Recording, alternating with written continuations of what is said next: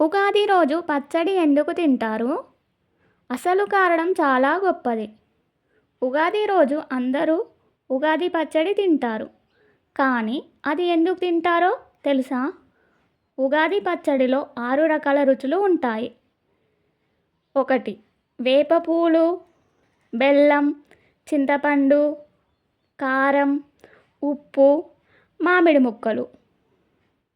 వేప పూలు చేదు, చేదు అంటే కష్టాలు. బెల్లం తీపి, తీపి అంటే సంతోషం. చింతపండు పులుపు, పులుపు అంటే ఆశ్చర్యం. మిరప కారం, కారం అంటే కోపం. ఉప్పు, ఉప్పు సమతుల్యత. మామిడి ముక్కలు, మామిడి ముక్కలు కొత్త ఆశలు, అంటే జీవితంలో సంతోషం మాత్రమే కాదు కష్టాలు కూడా ఉంటాయని కలిసి వచ్చినప్పుడే జీవితం పూర్తి అవుతుంది. అందుకే ఉగాది రోజున ఉగాది పచ్చడి తింటారు. ఉగాది పండగ సందర్భంగా తెలుసుకోవాల్సిన ఇంకో గొప్ప విషయం.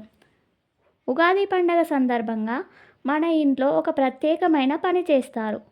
అది ఎందుకో తెలుసా? ఉగాది అంటే తెలుగు సంవత్సరానికి ప్రారంభం. ఈ రోజు నుంచి కొత్త ఆశలు, కొత్త కలలు మొదలవుతాయి. ఈరోజు అందరూ ఇల్లు శుభ్రం చేసి మామిడి ఆకులతో తోరణం కడతారు. కొత్త బట్టలు వేసుకొని పండగ జరుపుకుంటారు. ముఖ్యంగా ఉగాది పచ్చడి తయారు చేసి తింటారు.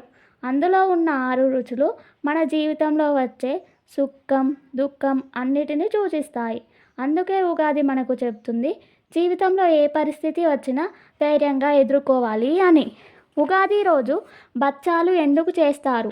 ఉగాదిని కొత్త సంవత్సరం అని ఎందుకు అంటారు? పురాణాల ప్రకారం ఈ రోజుని బ్రహ్మదేవుడు ప్రపంచాన్ని ప్రారంభించాడని చెబుతారు.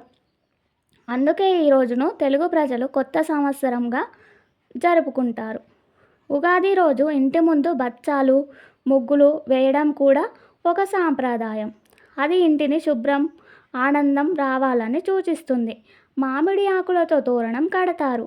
ఉగాది పచ్చడి తింటారు. ఇది జీవితంలో తీపి, చేదు అన్నీ ఉంటాయని చెబుతుంది. అందుకే ఉగాది అంటే కొత్త ఆశలు, కొత్త ప్రారంభాల పండుగ. ఉగాది రోజున పంచాంగం ఎందుకు చదువుతారు? ఆ విషయం తెలిస్తే మీరు ఆశ్చర్యపోతారు. ఉగాది అంటే తెలుగువారి కొత్త సంవత్సరం. ఆ రోజున చాలా ఇళ్లలో పంచాంగ శ్రావణం అనే సాంప్రదాయం ఉంటుంది. పంచాంగం అంటే ఆ సంవత్సరంలో ఉండే తిథులు, నక్షత్రాలు, గ్రహస్థితులు, శుభముహూర్తాలు అన్నిటి వివరాలు ఉన్న పుస్తకం. ఉగాది రోజున పండితులు పంచాంగం చదివి ఆ సంవత్సరం వర్షాలు, పంటలు ఎలా ఉన్నాయి అని, ప్రజల జీవితం ఎలా ఉంటుందో చెబుతారు.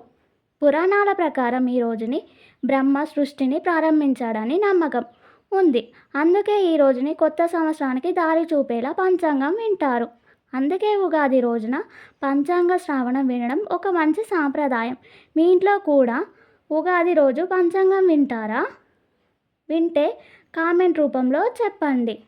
ఈ ఉగాది మీ జీవితంలో ఎన్నో సంతోషాలు తీసుకురావాలని కోరుకుంటూ అందరికీ ఉగాది శుభాకాంక్షలు. వీడియోకి లైక్ చేసి, షేర్ చేసి, సబ్స్క్రైబ్ చేయడం మర్చిపోకండి.